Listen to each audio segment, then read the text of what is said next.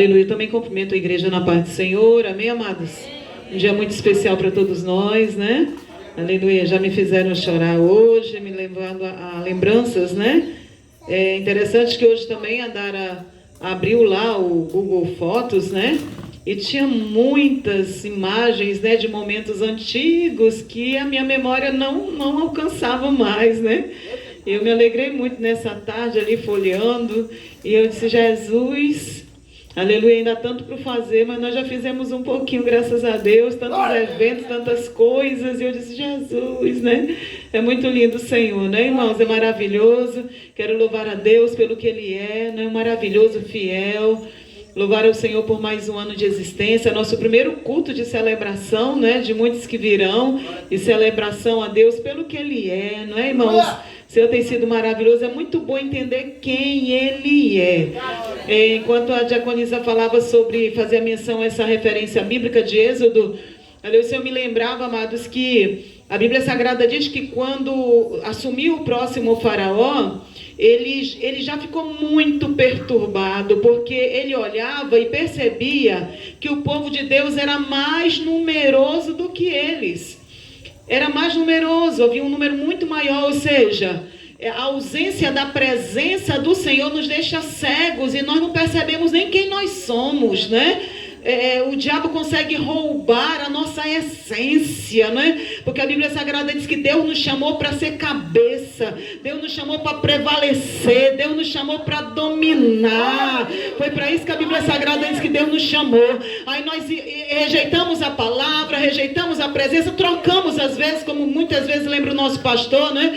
Como Esaú, que trocou por um prato de lentilha, e aí perdemos a essência, e aí não vemos mais nada. O diabo faz como ele fez com Sansão, coloca um tampão no olho e não enxergamos. Faraó, o inimigo, olhava e preocupado e perturbado, e o povo de Deus lá em cativeiro, né?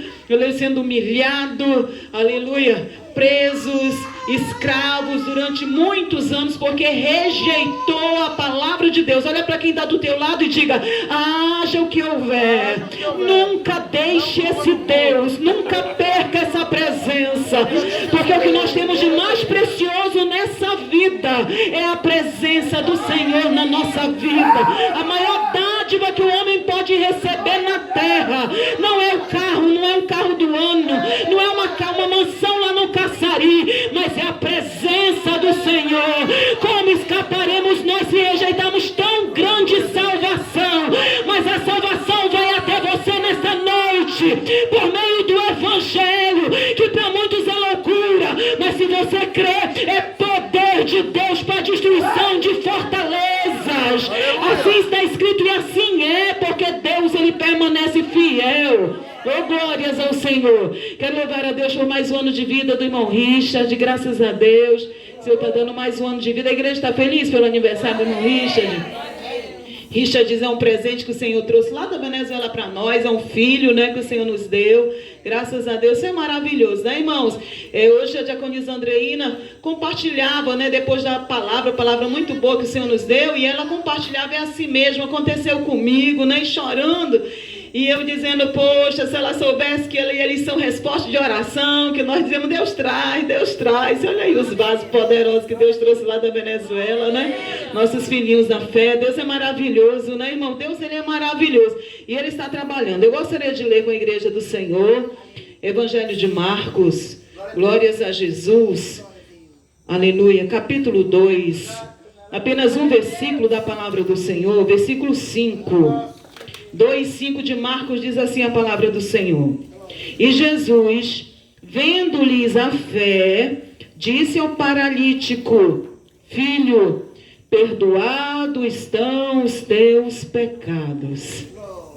Eu pergunto ao povo aí que estudou língua portuguesa, fé é um substantivo concreto? Qual o tipo de substantivo que é? Patrícia? Dara? Oxi. Eu posso ver a fé, gente? Ele é abstrato, claro, ele é abstrato. O pastor está dizendo, pergunta para o professor de matemática. É abstrato. Se ele é abstrato, ele não pode ver. Pode ver, irmão, a fé? Mas a Bíblia Sagrada diz que Jesus viu. Aleluia! Glória a Deus! Aleluia! Nós acabamos de ler aqui que Jesus, vendo a fé, né? Simplesmente viu e disse: perdoados estão os teus pecados. Porque a Bíblia Sagrada diz, irmãos, que não há como dizer que eu creio. A Bíblia diz que fé sem obras é morta, não é? É como um corpo dentro de um caixão. Precisa ter atitudes, o meu comportamento diz se eu creio ou se eu não creio, né? Aleluia, minha fé pode ser demonstrada com atitudes. Para quem não conhece essa referência bíblica, aquele homem era paralítico e os seus amigos souberam de Jesus e a Bíblia Sagrada não diz exatamente o que aconteceu, que antecedia, mas eu imagino, né? Eles conversando, vocês estão sabendo, Jesus vai estar ali e não, mas eu preciso ir lá, vocês me ajudam, eu quero ir lá, vamos, eu creio também, e se juntou 5 homens de Deus, né? 5 jovens que tinham fé, que criam no Senhor Jesus e partiram em direção àquele lugar, irmãos. A Bíblia Sagrada não diz se o paralítico era gordo, se era magro, se foi difícil, se foi fácil. Imagino que não foi muito fácil, porque se você pega uma mochila e você vai até lá na esquina, ela tem um peso, mas se você for lá no final da rua, ela já chega com um peso muito maior. Imagina carregando alguém no percurso longo, né? A trajetória era longa, naquela época não havia tecnologia de hoje, vamos colocar numa cadeira de roda e vamos empurrando, não tinha nada disso, o negócio era difícil, as ruas empoeiradas, né? Com uma série de obstáculos, mas eles venceram tudo isso por causa da fé que ardia no coração deles, muito parecido com aquela mulher do fluxo de sangue. Se eu tocar nas vestes dele, eu sei, eu vou ser curado, eu vou para aquele culto com propósito, eu vou adorar o Senhor, e eu sei que ele vai estar naquele lugar, eu sei que ele presenteia aqueles que o buscam, eu sei que ele tem algo preparado para mim como igreja. E a Bíblia Sagrada diz que quando eles chegaram lá, eu imagino, irmãos, a cara deles quando eles chegaram naquele lugar. Porque a Bíblia Sagrada diz, irmão, que quando eles chegaram, a casa estava repleta de gente saindo pelo ladrão, como o povo tem um ditado, né? Gente na porta, gente na janela, e todo mundo em cima. E eu imagino eles tentando passar, dá licença aí, que dá licença nada, a gente quer receber também a bênção. Mas a necessidade é grande, a minha também. Peraí, fica aí aguardando aí, daqui a pouco a gente sai. E eles tentavam do outro lado e tentavam do outro. Tentavam, não desistiram. Olha para quem está do teu lado, não desista, porque ele está na casa. E se ele está na casa, diz a palavra do Senhor que aonde o Senhor está tem fartura de alegria. Você que chegou triste e preocupado, entra na presença dele, porque na presença dele tem fartura de alegria. Você que está me ouvindo da sua casa, escute. Diz a Bíblia Sagrada que aonde ele está, aí é liberdade. O jugo cai por terra, as maldições são quebradas, porque ele se faz maldito naquela cruz, para que a maldição do pecado fosse anulada e a maldição da morte fosse desfeita, porque ele é a ressurreição e a vida. Quem crê nele, ainda que esteja morto, viverá. Só quem crê adora, só quem crê que ele está na casa. Exaltado seja o nome do Senhor. Aí diz a Bíblia Sagrada que depois de inúmeras tentativas eles não conseguiram, voltaram para casa frustrados, não foi, Diácono João? Poxa, a gente veio de tão longe, né, evangelista? Oh, aleluia. O que nós vamos fazer? Aí, a Bíblia Sagrada não diz qual deles teve a ideia, né? Coisa do Espírito de Deus, o Senhor é maravilhoso, Ele sempre nos dá estratégia, né, irmãos? Como já foi dito nessa noite. Vamos subir. E a gente tira a telha. E lá a gente...